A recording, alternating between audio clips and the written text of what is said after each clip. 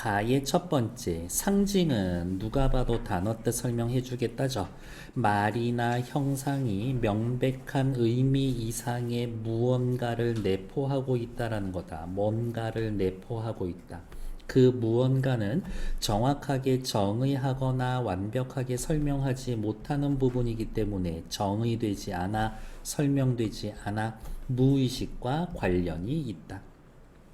어떤 환자는 음식을 삼키려 할 때마다 심한 경련을 일으키는데 그 음식물로 상징되는 상황을 용납할 수 없는 무의식의 발현 때문이라고 할 수가 있다. 칼국수 먹는데 너무 끔찍한 장면을 목격했어. 그 다음부터는 칼국수가 안 넘어가는 거지.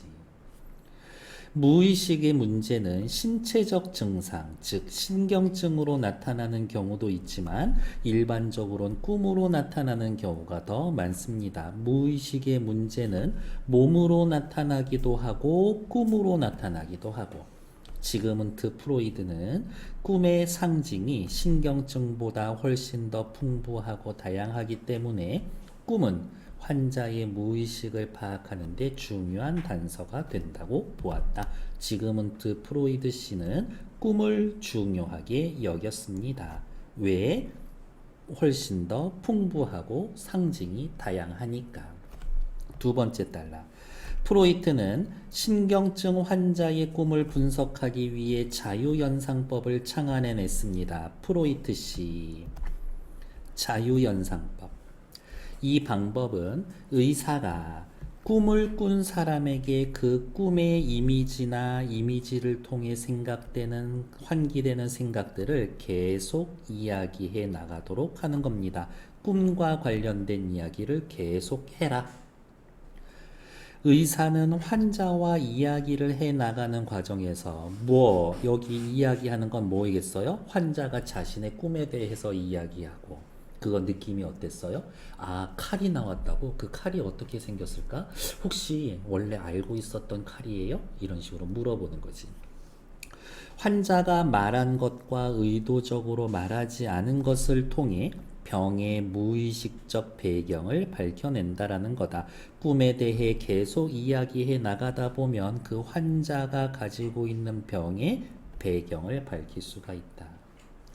프로이트는 자유연상을 통해 환자들이 감추려 하고 억누르려고 하는 문제의 무의식적 근원에 이를 수가 있었다. 말을 계속 시키다 보면 환자의 무의식을 알 수 있었대. 임상 경험을 통해 프로이트는 억압되어 있던 무의식에 잠재된 욕구가 꿈으로 나타난다라는 이론을 제시했고, 억압된 무의식에 잠재하던 욕구가 꿈으로 나타난다. 이 이론이 널리 인정받게 되었습니다. 쟤 너무 꼴보기 싫어요. 그래서 막 꿈에서 걔를 칼로 찌르는 꿈을 꾸는 거지. 이런 식으로. 그런데 이미 느낌상 알겠죠. 카를 구스타프 융은 프로이트랑 생각이 달라. 무의식을 분석하는 데 있어서, 무의식을 분석하는 데 있어서 자유연상법은 오류가 생기기 쉬운 방법이라는 의혹을 갖게 되었다. 러시아 여행 중 처음 보는 키릴 문자를 보고 공상에 빠졌는데 생각이 꼬리에 꼬리를 물면서 자유연상하면서 콤플렉스라고 불리는 무의식적 근원에 이르는 경험을 했다. 프로이드처럼 꿈을 통해서만 무의식에 도달하지는 않네. 다른 걸로도 무의식에 도달할 수 있어. 융은 이것을 통해서 자유연상의 출발이 꿈일 필요는 없다. 키릴 문자와 같은 상징물이 될 수도 있다라고 생각했다.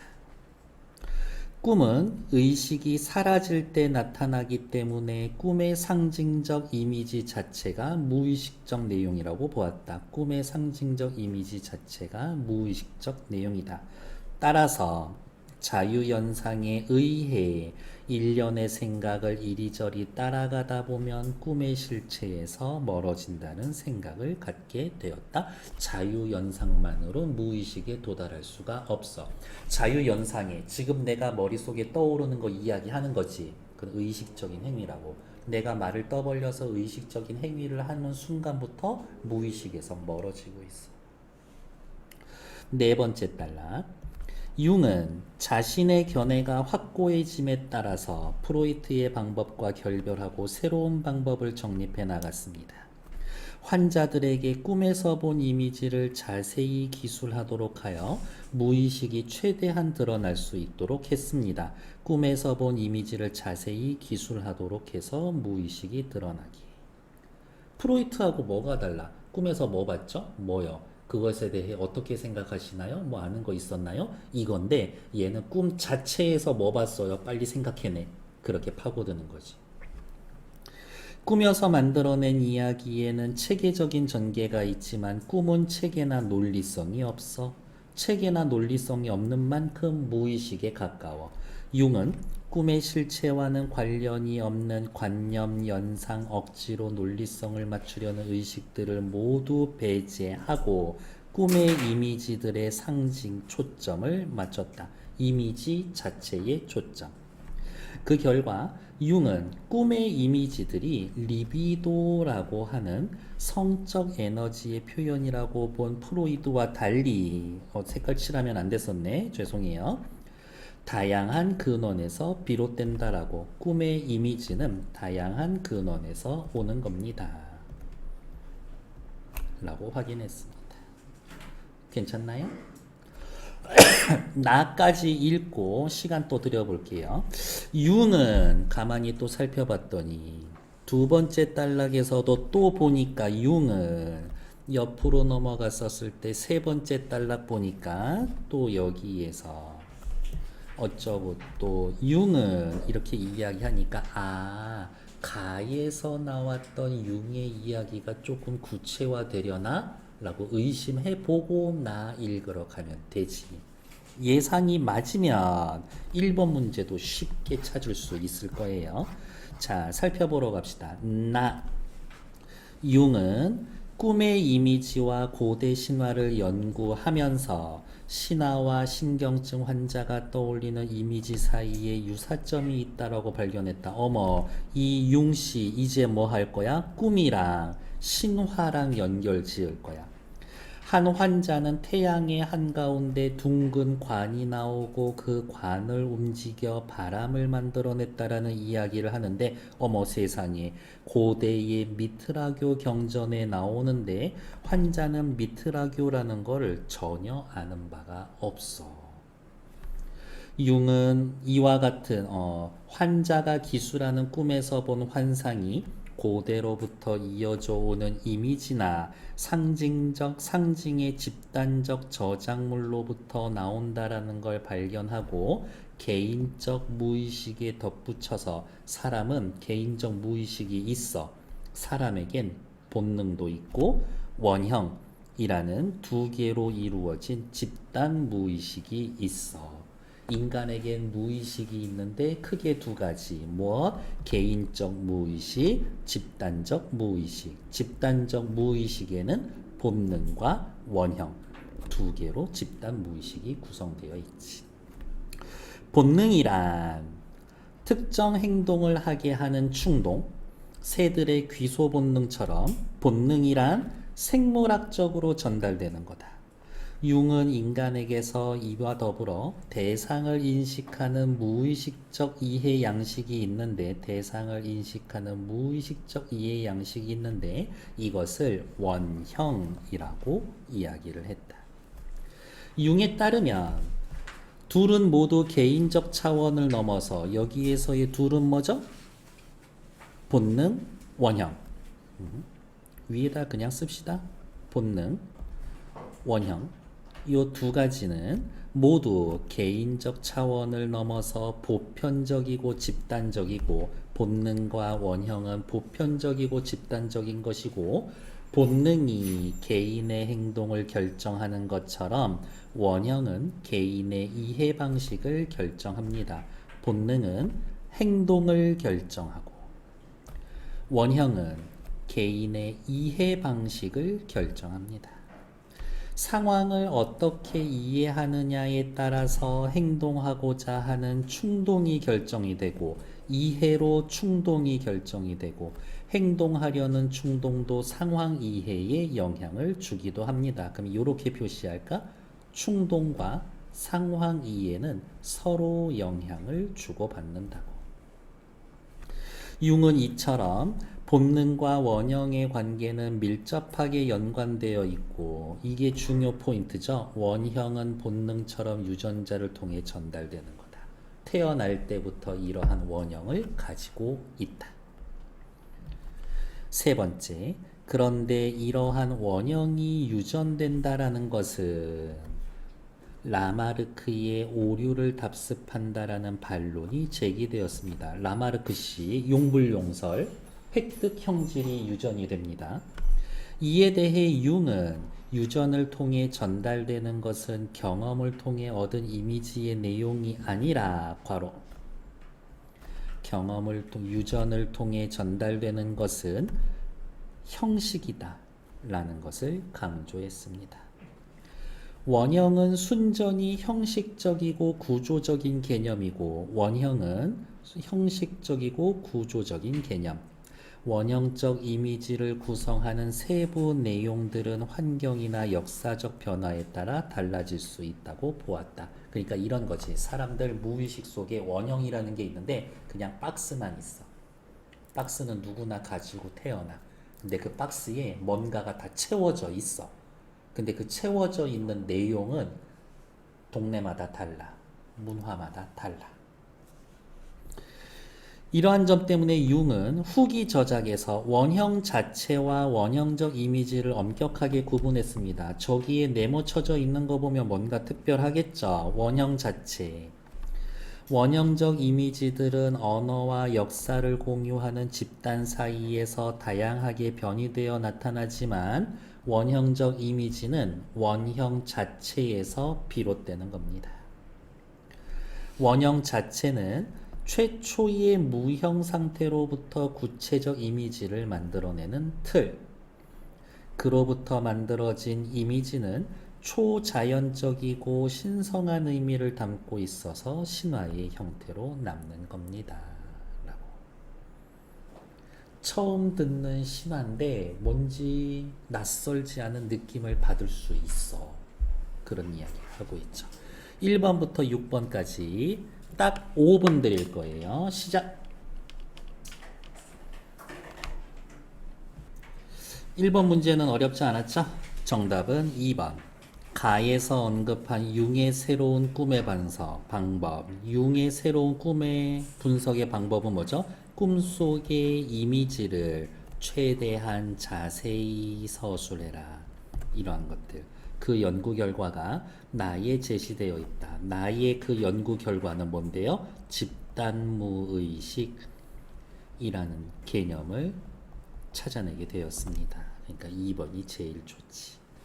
밑으로 내려가죠. 기억은요, 누구예요? 키릴 문자죠.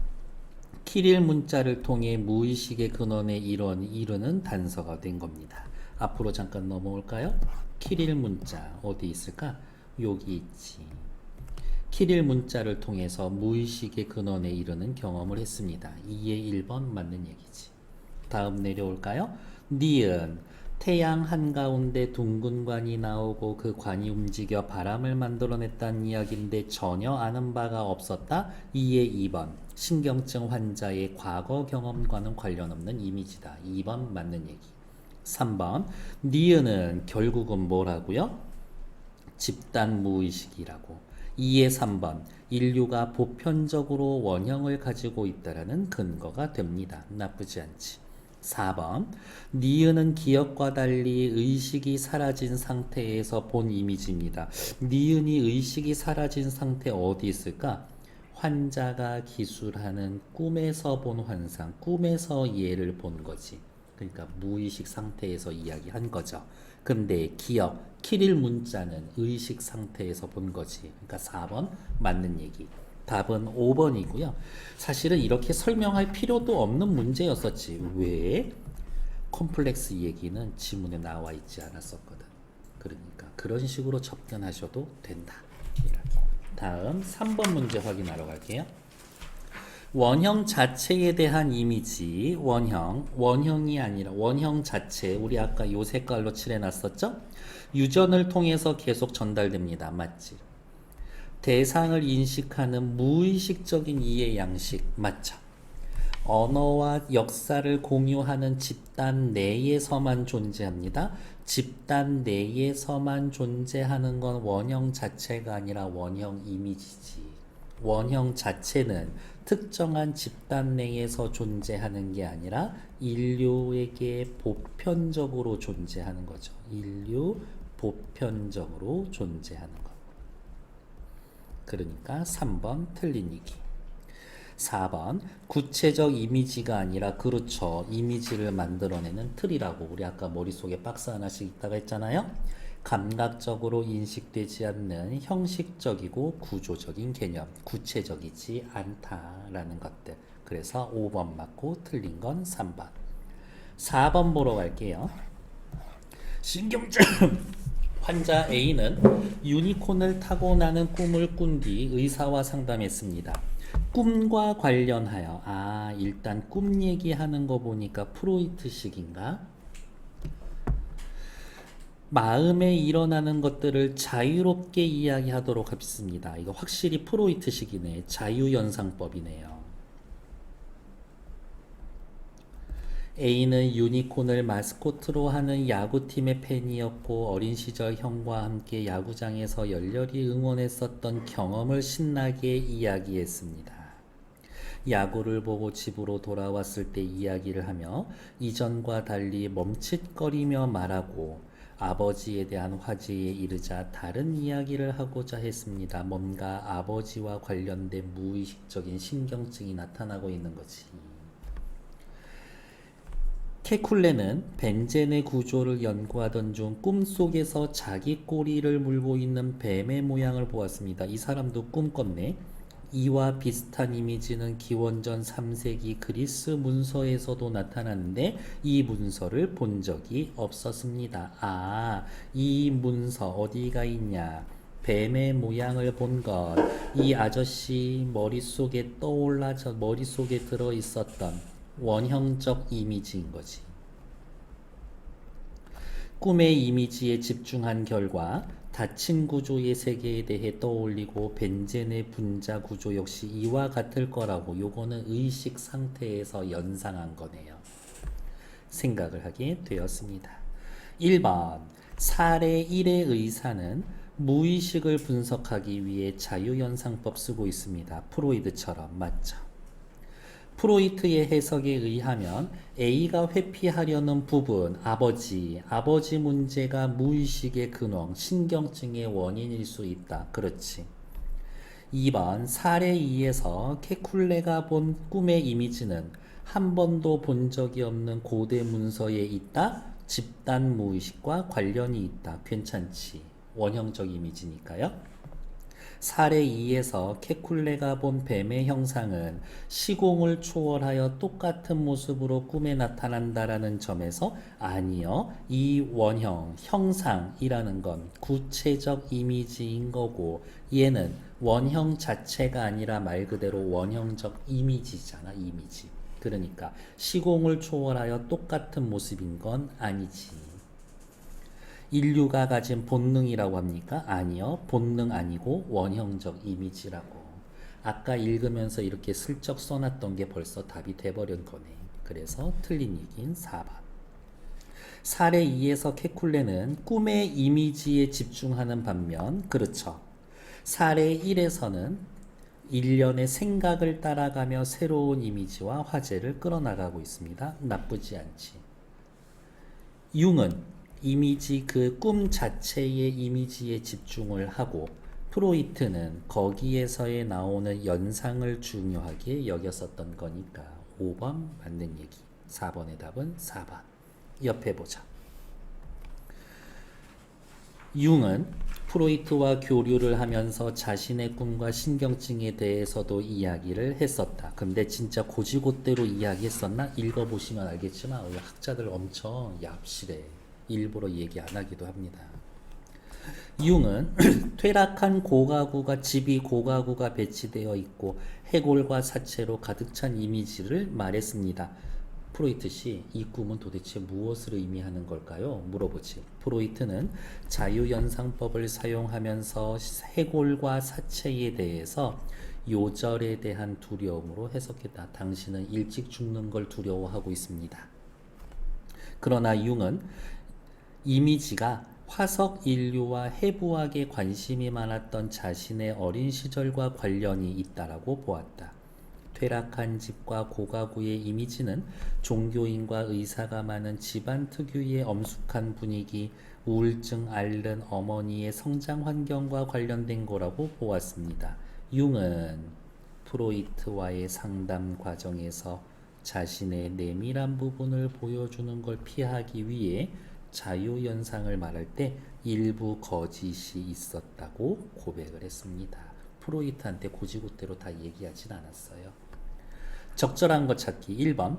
융의 꿈에 나타난 이미지들은 집단 무의식 아니야. 융 스스로가 이야기했잖아요. 화석 인류와 해부학에 관심이 많았던 자신의 어린 시절이라고 이야기했으니까 집단 무의식의 존재가 아니라 개인의 성장 환경을 반영한 거다. 1번 탈락. 융처럼 환자가 자신의 성장에 대해 말하지 않은 부분이 있다면 환자가 가진 문제의 무의식적 근원을 발견할 수 없을 거라고 생각할 수가 있겠지만 앞으로 잠깐 넘어오면요. 어디에 있을까? 프로이트도 아예 멍청이는 아니라는 거지. 무의식에 대해서의 이야기를 할 때 이러한 부분이 있죠. 이야기를 밝혀나가는 과정에서 환자가 말한 것과 의도적으로 말하지 않은 것을 통해 이미 이런 건 말하지 않을 수 있어 라고 고려하고 있어. 그러니까 100% 그 말 다 믿는 거 아니야. 그러니까 5번에 2번 틀린 얘기지.